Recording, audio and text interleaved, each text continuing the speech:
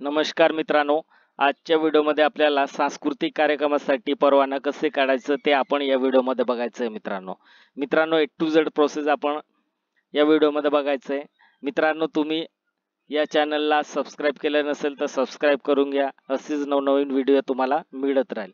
मित्रांनो, सुरुवातीमध्ये काय करायचं, आपले सरकार या पोर्टलवर यायचं आहे. आपले सरकार पोर्टलवर तुमचं ऑलरेडी रजिस्ट्रेशन असेल, लॉग इन करायचं आहे आणि लॉग इन करायचं मित्रांनो. हे लॉग इन केल्यानंतर तुम्हाला असं पोर्टल दिसेल. पोर्टल दिसल्यानंतर तुम्हाला कोणत्या ऑप्शनवरती यायचं मित्रांनो, रिन्यू डिपार्टमेंटवरती इथे यायचं मित्रांनो. इथे टॅप करायचं आहे. इथे टॅप केल्यानंतर तुम्हाला इथे 3 ऑप्शन दिसणार. इथे सिलेक्टवरती टॅप करायचं आणि 3 ऑप्शन दिसल्यानंतर रिन्यू सर्व्हिसवरती टॅप करून द्यायचं आहे.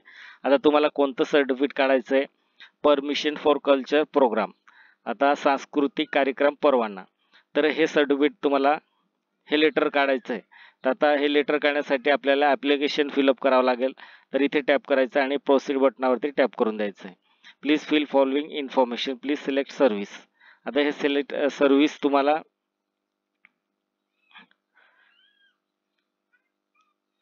हे बघा, प्रोसीड बटनावरती टॅप केल्यानंतर डॅशबोर्ड असं दिसणार आहे तुम्हाला. आता सर्व्हिस लिस्टवरती टॅप करायचं आहे. इथे टॅप केल्यानंतर आपल्याला ते सर्टिफिकेट शोधायचं आहे. कोणतं सर्टिफिकेट, परमिशन. आता आपल्याला कोणतं सर्टिफिकेट काढायचं आहे हे बघा, परमिशन फॉर इंडस्ट्रियल प्रोस, हे बघा, परमिशन फॉर कल्चर प्रोग्राम. इथे टॅप करायचा. आता इथे टॅप केल्यानंतर certificate name, permission for culture program, सांस्कृतिक कार्यक्रम परवाना. रिक्वायरमेंट डॉक्युमेंट, कोणकोणते डॉक्युमेंट लागणार आहे तुम्हाला, proof of identity any one. एकच तुम्हाला याच्यापैकी 7 पैकी एक डॉक्युमेंट तुम्हाला अपलोड करायचं आहे. पॅन कार्ड जे असेल ते. प्रूफ ॲड्रेस द्यायचं आहे, एक डॉक्युमेंट. 11 डॉक्युमेंट पैकी एकच डॉक्युमेंट अपलोड करायचं आहे. अदर डॉक्युमेंट तुम्हाला एनी वन द्यायचं आहे. Contract concert letter by the person institution whose program is organize, ते लेटर द्यायचं आहे तुम्हाला. आणि ते लेटर तुम्हाला इथे स्कॅन करून घ्यायचं आणि अपलोड करून द्यायचं आहे. Monetary document, all monetary document तुम्हाला सेल्फ डिक्लेरेशन द्यावं लागेल. स्टेज परफॉर्म्स, हे तुम्हाला बोर्ड सर्टिफिकेट रिगार्डिंग प्रोग्राम द्यायचं आहे. नो ऑब्जेक्शन सर्टिफिकेट द्यायचं आहे. Police station at the propose venue, हे तुम्हाला हे डॉक्युमेंट कंपल्सरी असेल. ऑल डॉक्युमेंट द्यायचे तुम्हाला. हे डॉक्युमेंट हे तुमचं जे परमिशन सांस्कृतिक कार्यक्रमाचं तुम्ही घेत आहेत त्याचं सर्व डॉक्युमेंट द्यायचे तुम्हाला. नंतर हे डॉक्युमेंट, हे बघा, तुम्हाला जर या डॉक्युमेंटची लिस्ट प्रिंट करायचं असेल तर तुम्ही प्रिंट करू शकता आणि कंटिन्यू बटनावरती टॅप करायचं आहे. इथे कंटिन्यू बटनावरती टॅप केल्यानंतर ॲप्लिकंट डिटेल दिसेल तुम्हाला. तर तुमचं इथे श्री जे असेल ते तुम्ही सिलेक्ट करून घ्यायचं आहे. नंतर फादर डिटेल द्यायचं आहे. Father detail full capital name fill up करायचं आहे. तुमचं automatic date of birth, mobile number, gender हे ऑटोमॅटिक येणार. ईमेल आय डी द्यायचं असेल तर ईमेल आय डी पण देऊ शकता. तुमचा व्यवसाय काय आहे ते व्यवसाय द्यायचं आहे. खाजगी सेवक, कामगार, उद्योग, अभियंता जे असेल तर तुमचं शासकीय कर्मचारी असेल तर शासकीय कर्मचारी सिलेक्ट करायचं, किंवा खाजगी असेल तर खाजगी सिलेक्ट करायचं. प्राध्यापक जे असेल ते तुम्ही. या ऑप्शनपैकी तुम्ही जे विद्यार्थी असेल तर विद्यार्थी सिलेक्ट करायचा. आधार नंबर फिलअप करायचा. आधार नंबर फिलअप केल्यानंतर ॲप्लिकंट्स ॲड्रेस, जो अर्जदार असेल त्यांचा ॲड्रेस द्यायचा आहे. डिस्ट्रिक्ट सिलेक्ट करायचं आहे. तहसील सिलेक्ट करायचं आहे.